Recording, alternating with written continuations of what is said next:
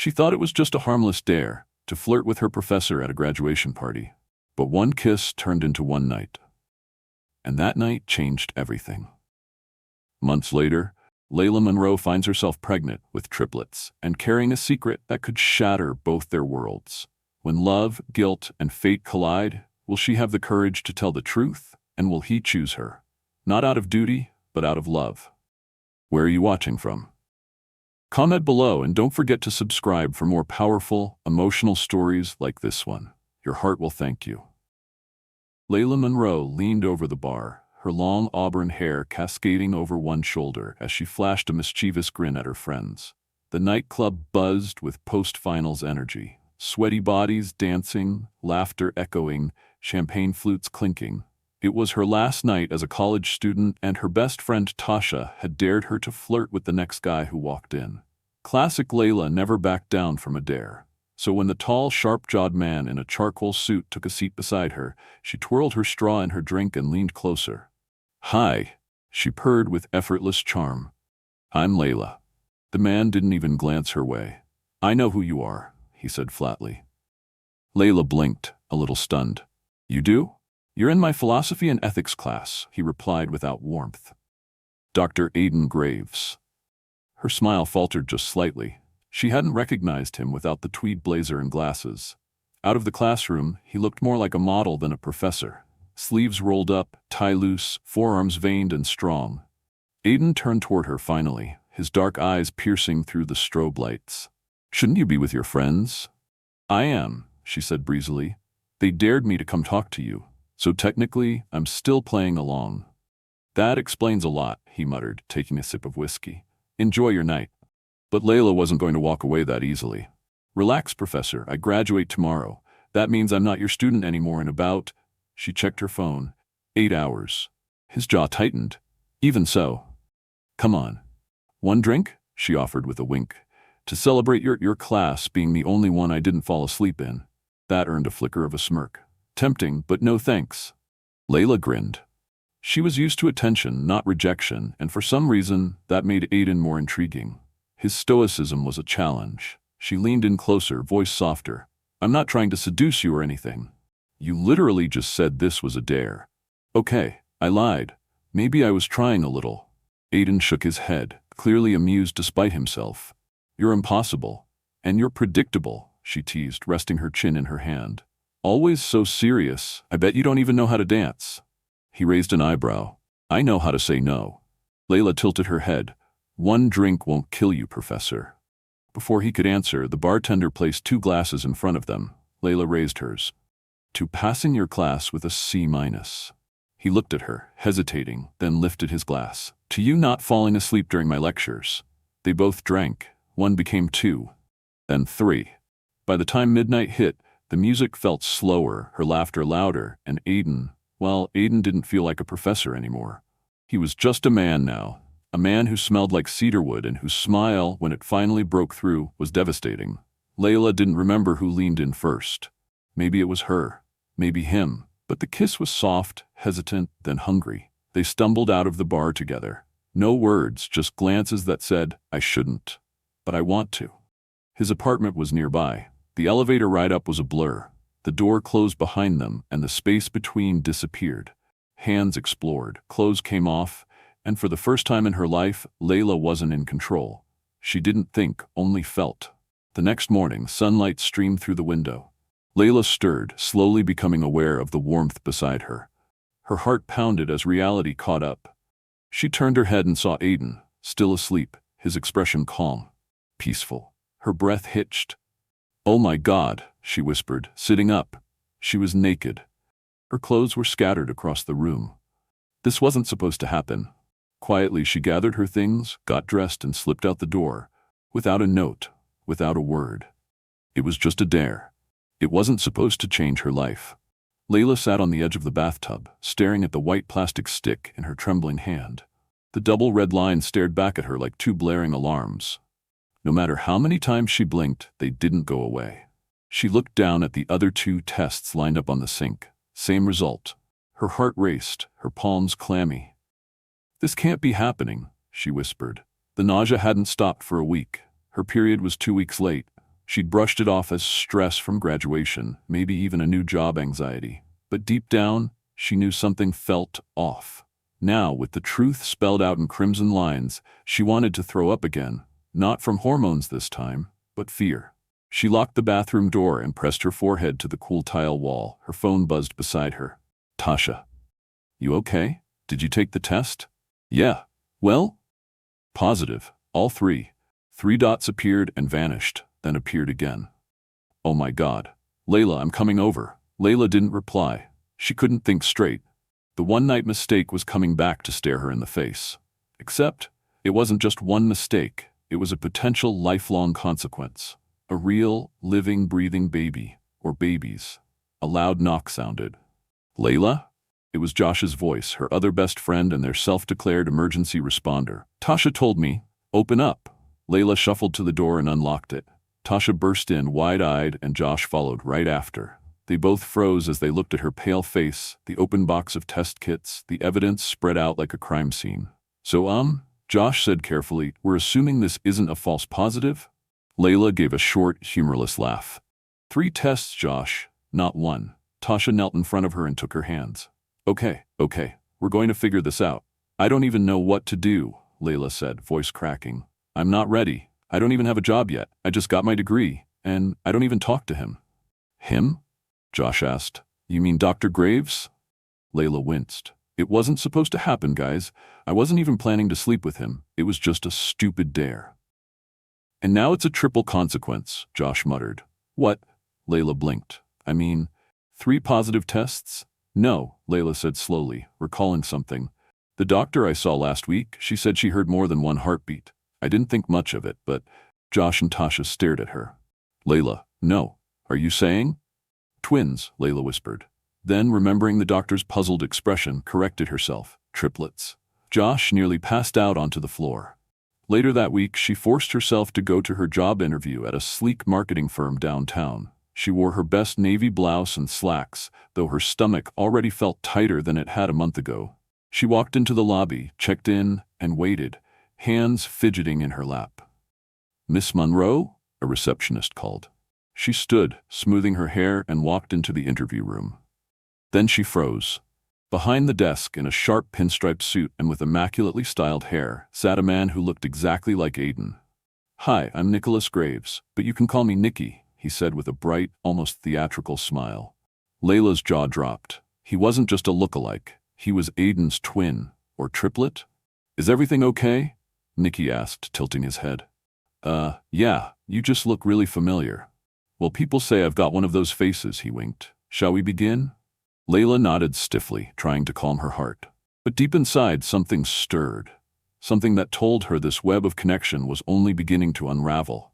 Layla stared at the name stitched onto the white coat, Dr. Elise Graves, and felt the blood drain from her face. It wasn't just the name. It was the face. The woman standing before her, smiling kindly, had the same sharp cheekbones, the same deep-set hazel eyes, the same quiet intensity as Aiden. And Nicky. She hadn't even had time to process one twin, let alone a triplet. Is something wrong? Dr. Elise asked, her voice smooth and professional. Layla blinked rapidly, forcing herself to speak. No, I just thought I saw someone I knew. Well, I get that a lot, Elise chuckled softly, motioning to the exam bed. Come, let's take a look at those babies. Babies. Even now, Layla's brain couldn't fully wrap around the fact that there were 3 heartbeats fluttering inside her. She lay down, cold gel spreading across her stomach, her heart pounding harder with every flicker on the ultrasound screen. Everything looks good, Elise said warmly. Strong heartbeats, growing beautifully. Looks like you're 7 months along. Layla gave a tight smile. That far already? Do you want to know the genders? Sure, Layla whispered, though her voice was barely audible. 1 girl, 2 boys, Elise said with a grin. Congratulations, Layla nodded, her eyes beginning to sting. It was too much, too surreal. She was alone in this, and the farther along she got, the heavier everything felt. She didn't even know what kind of father Aiden would be. Would he care? Would he freak out? Would he run? Elise wiped the gel from Layla's belly and printed the images. You okay? You seem distant. I'm fine, Layla replied quickly, sitting up. Just a lot going on. She was halfway out the door when Elise called someone on her phone. Layla paused when she heard the name. "Hey, Aiden," Elise said. "You busy? Because I think I just found her." Layla's heart skipped a beat. She rushed down the hall before she could hear the rest. The next day, Layla was organizing files at work when Nicky called her into his office. He looked unusually serious, his bright personality dimmed. "Sweetheart, I have a weird question." "Okay." "Did you ever take a class at Ashburn University?" he asked, fingers laced under his chin. Layla hesitated. "Yes, philosophy and ethics." His eyes narrowed. "With Professor Graves?" "Yes." Nicky leaned back. "You're the girl, aren't you?" Layla's chest tightened. "What girl?" "The one my brother's been looking for." She stayed silent. "I know," he said gently. "I didn't know before, but Elise told me. He's been going crazy trying to find you." Layla couldn't breathe. "Why?" "Because he cared," Nicky said simply, even if he didn't admit it. That evening, her phone lit up. Unknown number. "Can we meet?" "Please." They sat across from each other in a quiet corner of a cafe. The last time she saw him, she was sneaking out of his bed. Now he looked just as composed, but there was something softer in his eyes. "I've been looking for you," he said. "I didn't think you would," Layla murmured. "I felt guilty for everything that happened." "It wasn't just your fault," she said. "We were both reckless." "Layla," he said slowly, "are the babies mine?" She swallowed. This was it. "Yes." He stared at her, stunned but quiet. "All three?" She nodded. "I lied when I said it was an X. There was no X." Aiden leaned back, processing. He didn't yell. He didn't run. Instead, he said, "I want to be there, for them, and for you." Layla blinked, confused. "You do?" "I'm not going to pretend I have all the answers," he said honestly. "But I won't disappear." And just like that, a wall inside her cracked. Maybe he wasn't perfect. Maybe this wasn't planned. But Aiden Graves was here. And that meant more than anything. A soft glow from 1,000 candles lit the rooftop garden, casting golden reflections off the wine glasses and rose petals scattered across the table. Layla stood in stunned silence, blinking rapidly as violin music played gently in the background. In front of her was Aiden, looking sharp in a navy suit, holding a small red velvet box. His hands trembled slightly, but his eyes never left hers. "Layla Monroe?" he began, voice low but steady. "I know this isn't the way either of us imagined our story starting. But life gave us a beginning we didn't plan, 3 beautiful beginnings, and I want to build the rest of it with you." He opened the box. A delicate ring sparkled under the fairy lights. "Will you marry me?" Layla's breath caught in her throat. Her hands instinctively went to her round belly, nearly 8 months along now. She looked at the ring, at Aiden's hopeful face, at the soft glow of the world he'd built for this moment, and she felt her knees weaken. But instead of joy, a wave of panic surged through her chest. "I'm sorry," she whispered, stepping back. Aiden froze. "Wait, what?" "I'm so sorry, Aiden. I can't," her voice cracked. "I can't marry you?" "Layla, please, talk to me." She turned and fled, heels clacking on the rooftop tiles, heart pounding against her ribs. Down the stairs into the parking lot, away from the candles and the warmth and the eyes filled with hope. He chased her, catching up just as she reached the sidewalk. "Layla, wait," he called, breathless. "Please, don't," she said, trying to keep the tears in. "Why?" he demanded. "Why would you run away from me?" She spun to face him, her voice breaking. "Because I love you, Aiden." The silence was deafening. Cars passed in the background. A wind ruffled her hair. Aiden blinked. "I love you," she repeated. "And if I marry you without knowing whether you love me back, it'll destroy me. I can't spend my life wondering if you're only here because of the babies." "Layla," he said, voice thick with emotion. "Who told you I don't love you?" Her lip trembled. "You never said you did." "I thought I was showing you." "Well, maybe that's not enough," she cried. "I've been overanalyzing every gesture, every look. I've been scared to believe in something that might not be real." He stepped closer. "Then believe me now." Layla shook her head, afraid to hope. "I love you," he said, voice firm now. "I didn't just come back for the babies. I came back for you, because I couldn't stop thinking about you, because I see you in everything I do, because every time I walk through that door and see you holding your belly, I feel like the luckiest man alive." Tears streamed down her cheeks. "You mean that?" "I mean every word." "I'm sorry," she whispered again, but this time she wasn't pulling away. I needed to hear it. I should have said it sooner." He reached for her hand, gently placing the ring box in her palm. "You don't have to say yes tonight. You don't even have to say yes at all. Just don't shut me out."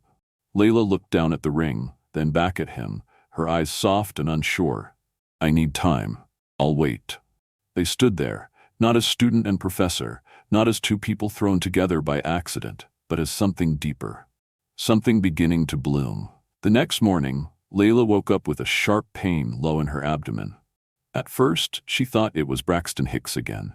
The false alarms. But when her water broke 15 minutes later, she realized with terrifying clarity, this wasn't practice. This was real. She screamed for Riley, who rushed into the room and immediately called Aiden. The contractions were fast and fierce. "They're coming early," the nurse said in the ER, wheeling her toward labor and delivery. Layla gripped the sides of the bed, face pale, sweat soaking her forehead. "Where's Aiden?" she cried. Then she saw him, running down the hallway in scrubs, face stricken, eyes searching for hers. "I'm here," he said, breathless, taking her hand. And as the first cries of their children echoed through the delivery room, Layla knew he wasn't going anywhere. The hospital rooms smelled faintly of antiseptic and lavender-scented baby wipes. Sunlight poured through the windows, casting a soft glow over the 3 bassinets lined up beside the bed.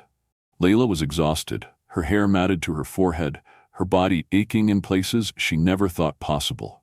But her heart, her heart was so full it could burst. "Congratulations, Miss Monroe," the nurse had said just hours ago. "You've given birth to 1 girl and 2 boys. All healthy, strong, and loud." Layla had cried the moment she heard their cries, tears mixing with laughter as Aiden kissed her forehead, clutching her hand like he never wanted to let go. Now he sat at her bedside, one of the babies, Casper, nestled in his arms, fast asleep. Colton and Callie lay in the other bassinets, swaddled in pastel blankets, their tiny faces wrinkled and pink. "You did it," he whispered, staring down at Casper with wonder. "You really did it." Layla let out a small laugh, wincing slightly. "You make it sound like I climbed Mount Everest." He leaned in and brushed a kiss against her temple. "You did something far greater." Their families poured into the room later that evening. Nikki burst in first, followed by Elise, both armed with balloons, flowers, and enough pink and blue onesies to last the triplets a year. Layla's sister Riley teared up the moment she saw her niece and nephews. Aiden's older brother Marcus, who had flown in overnight, stood quietly in the corner, blinking back emotion as he met the next generation of Graves. "Look at them," Nikki whispered in awe. "They all look like mini Aiden clones. Poor Callie doesn't stand a chance." Layla chuckled. "She's going to grow up tough with 2 brothers and 3 overprotective uncles." "You mean 4, Aiden said, smiling at Marcus, who gave a soft nod. In the following days, Evan never left her side. He changed diapers, burped babies, and even learned how to swaddle like a pro from a YouTube video. When they were discharged, he carried all 3 car seats himself, somehow balancing it like a seasoned dad. Back at Layla's apartment, they settled into a rhythm. Midnight feedings, laundry piles, spit-up stained shirts. It was chaos. It was messy. It was beautiful. 1 week later, as the triplets napped in their shared crib, Aiden pulled Layla aside. "I have something for you," he said softly. Layla turned, confused. "Another baby gift? You've already spoiled them." "No," he said, taking her hand. "This one's for you." He led her to the backyard, where fairy lights twinkled and a small table was set for 2. In the center was a cake, frosted in mango cream. "You remembered," she whispered, eyes wide. He pulled out a chair for her. "How could I forget?" As they sat, she reached across the table and squeezed his hand. "You've been incredible. I don't even have the words." "You don't need words. I just need you." She smiled, heart swelling. "So what happens now? We raise our kids. Together. And when you're ready, we plan the wedding you deserve. No pressure. No rush. Just us." She looked into his eyes, and for the first time since the whirlwind began, she truly believed everything would be okay. Weeks turned into months. The triplets began to coo and smile. Aiden read to them every night, while Layla dozed on the couch. They laughed more, slept less, loved fiercely. Then one morning, as Layla cleaned up bottles in the kitchen, 3 small voices squealed behind her. "Mama! Mama!" She turned, soap suds dripping from her fingers, and gasped. All 3 had pulled themselves up, tiny hands gripping the edge of the playpen. "Aiden," she called. He rushed in, eyes wide. "They said it," she whispered. They called me Mama. He wrapped an arm around her, kissing her cheek. Looks like I've got competition now. Layla grinned, her heart full. Would you believe me, she said, if I told you this all started with a dare? Aiden laughed, pulling her close. Best dare I never made. And as the triplets giggled in unison, Layla knew this wasn't just her story anymore. It was their family's beginning. A beginning born out of chaos, but rooted in love. Life lesson. Sometimes the most unexpected moments shape the rest of our lives. Layla's story is a powerful reminder that not everything has to go according to plan for it to be meaningful. What began as a spontaneous dare, a single reckless night, transformed into a lifelong journey filled with fear, honesty, growth, and ultimately, love. This story teaches us that love doesn't always arrive in the way we imagined. It doesn't come with a perfect timeline or perfect circumstances, but when it's real, it adapts, it learns, it fights for you. Aiden could have walked away, and Layla could have hidden forever, but they chose courage. They chose responsibility. And eventually, they chose each other, not because they had to, but because they wanted to. It also reminds us that forgiveness is key. To forgive yourself for past mistakes, to forgive each other for fear or hesitation, and to move forward with hope. Layla didn't just find a partner. She found someone who saw all of her flaws and still chose her. And that's the kind of love that builds families, not just romances. Whether you're navigating an unplanned chapter or waiting for your story to begin, remember this. Sometimes the best things in life happen by accident, but it's how you grow from them that defines your journey. Now, tell us, where are you watching from? Drop your city or country in the comments below, and don't forget to subscribe for more emotional, heartwarming stories just like this one. Your next favorite story might be just one click away.